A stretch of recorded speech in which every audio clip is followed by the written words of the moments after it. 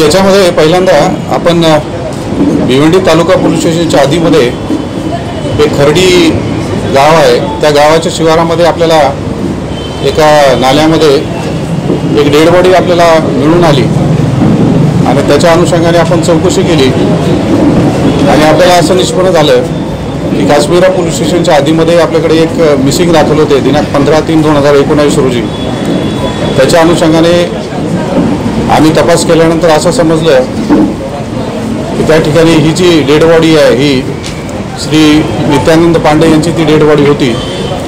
त्याच्या अनुषंगाने आपण भिवंडी तालुका पोलीस स्टेशन या ठिकाणी 302/201 IPC प्रमाणे आपण गुन्हा दाखल केलेला आहे आणि हा गुन्हा दाखल केल्यानंतर आम्ही त्या ठिकाणी आमची तपास यंत्रणा कार्यान्वित केली आणि आम्ही त्या ठिकाणी विविध माध्यमाच्या दृष्टीने किंवा आमची जी कामाची पद्धत आहे त्या ठिकाणी आम्ही निश्चितपणे हा मर्डर झालेला आहे, हा खुनी केलेला असेल या दृष्टीने आम्ही तपासाची चक्र त्या ठिकाणी फिरवली आणि मग ही सगळी माहिती आम्ही त्या ठिकाणी गोळा केली। त्याच्या आधी काश्मीरामध्ये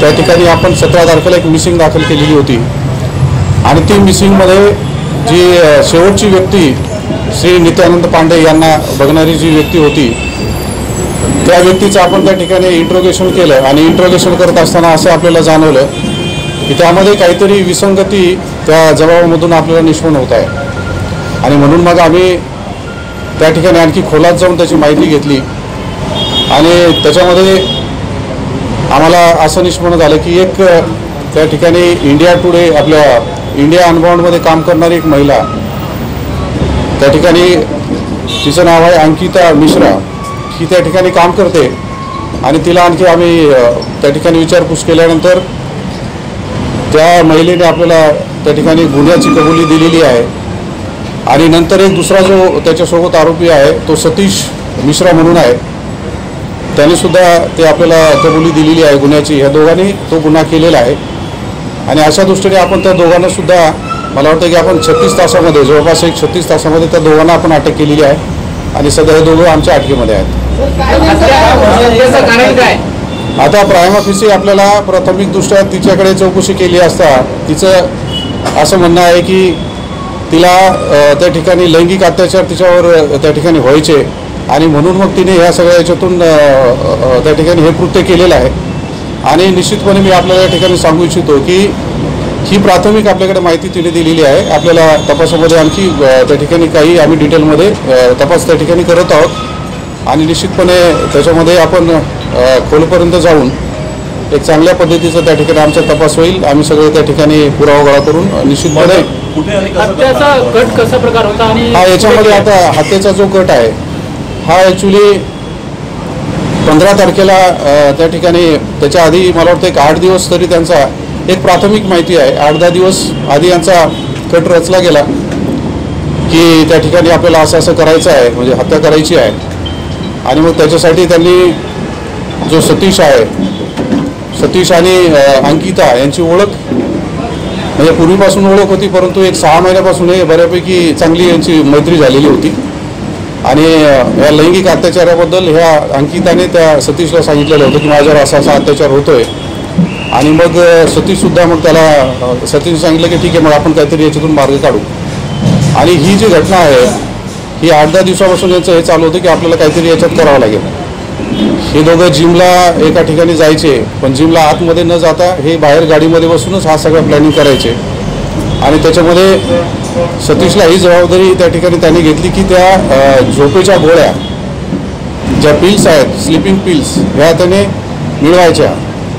तर सतीशने 14 तारखेला स्लीपिंग पिल्स मिळवल्या, आपल्या नयनगर आधीमध्ये एक मेडिकल आहे त्या ठिकाणावरून, त्या गोळ्या जवळपास एका स्ट्रिपमध्ये त्या भरपूर एक 14 किंवा 15 गोळ्या असाव्यात, त्या गोळ्या त्यांनी मिळवल्या आणि मग त्यांचं प्लॅनिंग असं ठरलं की त्या गोळ्या देऊन आपण यांना बेशुद्ध करून पांडेजीला बेशुद्ध करून मग आपण पुढचं त्या ठिकाणी हे करायचं आणि निश्चितपणे मग त्यांनी या गोळ्या ज्या आहेत 14 तारखेला त्यांनी खरेदी केल्या आणि 15 तारखेला सकाळी यांची जिमच्या ठिकाणी भेट झाली दोघांची आणि ह्या गोळ्या अंकिताकडे जी आरोपी आहे तिच्याकडे ह्या गोळ्या देण्यात आल्या। अंकिताने घरी गेल्यानंतर 15 तारखेला ऑफिसला यायच्या आधी, म्हणजे जी ऑफिसमध्ये इंडिया अनबाउंडच्या ऑफिसमध्ये काम करायची, त्या ऑफिसला यायच्या आधी तिने एक आपण मिल्क कंटेनरचं एक हे असते, त्याच्यामध्ये तिने ऑलरेडी त्या वाटून आणल्या होत्या घरून. त्याच्यामध्ये प्रोटीन मिक्स करून आणली होती, प्रोटीन पावडर मिक्स करून आणलेली होती. आणि आणल्यानंतर मग तिने ऑफिसमध्ये आली, तिच्या बॅगेमध्ये हे सगळं साहित्य होतं. आल्यानंतर मग त्यांचं असं त्या ठिकाणी हे झालं की आधी प्लॅन असा ठरलेला होता की नित्यानंद पांडेजींना इंडिया अनबाउंडच्या ऑफिसमधून बाहेर काढायचं हे ठरलेलं होतं.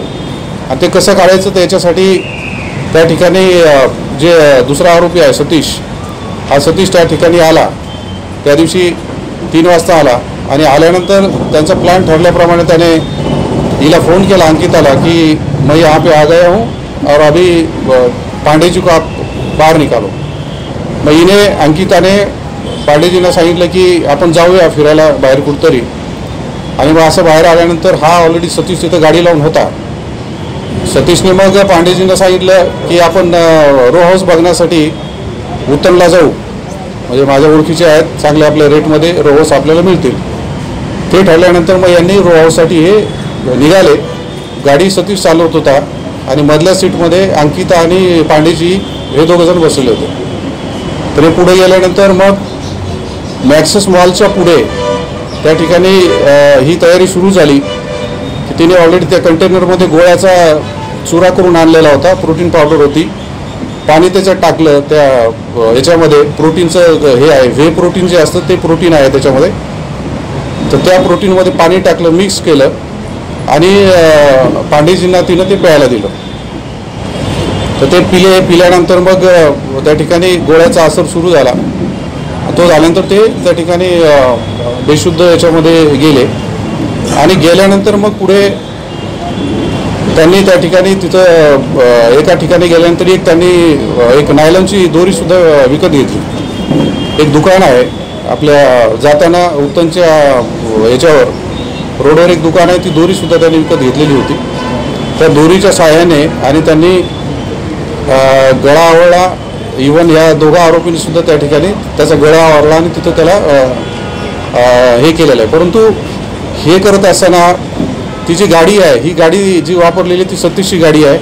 स्वतःच्या नाव त्याच्या बायकोच्या नावावर सतीशची गाडी आहे, इनोवा गाडी आहे. ती गाडीसुद्धा आपल्या ताब्यामध्ये आहे. आणि मग ही जी घटना त्यांनी जो गळा आवळला, एक उत्तनच्या वरच्या साईडला एक ठिकाण आहे, त्या ठिकाणी आम्ही जाऊनसुद्धा पाहणी केलेली आहे. थोडंसं निर्मनुष्य आहे, टेकडीच्या बाजूला आहे. तिथं तो गाडीमध्येच त्यांनी गळा आवळला आणि तिथं मग त्यांचं ठरलं की आता पुढं काय करायचं. कारण यांचं पुढचं प्लॅनिंग फार काय असं विशेष नव्हतं. त्यांचं प्लॅनिंग होतं की बेशुद्ध झाल्यानंतर आपण त्याला कुठेतरी टाकून देऊ. परंतु नंतर त्याचं काय हे चेंज झालं. त्यांनी मग ती बॉडी घेऊन, कारण तिथं त्यांना काही लोक दिसले त्यावेळेस, तर त्यांना वाटलं, ते अंकिता म्हटली की इथं आम्हाला नेहमी लोक बघतात, आम्ही कधी या ठिकाणी येतो. पूर्वी जायचे ते पांडेजी आणि हे दोघं जायचे, तर त्यांना अंकिताला वाटलं की ह्या ठिकाणी आपल्याला लोक ओळखतील, म्हणून मग त्यांनी त्याच गाडीमध्ये गाडी घेऊन हे आपल्या याच्या दिशेने पालघरचा जो आपला हायवे आहे त्या ठिकाणी निघाले. आणि मधून एक रस्ता फुटतो, तो भिवंडीकडे जातो, मधला रोज रस्ता आहे त्या ठिकाणी.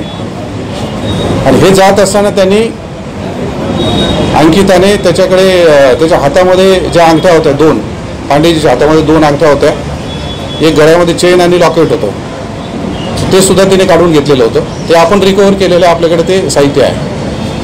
आणि मग पुढे गेल्यानंतर आता त्यांना निर्मनुष्य जागा बघायची होती. आणि मग पुढे गेल्यानंतर कुठली हृदय वगैरे काही माहीत नव्हतं. मग त्यांना हा एक नाला दिसला. नाला दिसल्यानंतर त्यांनी अंकिताने तो दगड टाकून त्याच्यात बघितला, कारण त्यांना हे असं वाटत होतं की ही डेड बॉडी आपण पाण्यात टाकली की ती कुठेतरी वाद जाईल किंवा मग ते लवकर वर येणार नाही. आणि मग त्या ब्रिजच्या वरून त्यांनी तो मृतदेह त्या नाल्यामध्ये टाकून दिला. तर अशा पद्धतीने यांनी हा पूर्ण त्या ठिकाणी हा एव्हिडन्स त्यांनी हा पूर्ण एपिसोड घडवलेला आहे.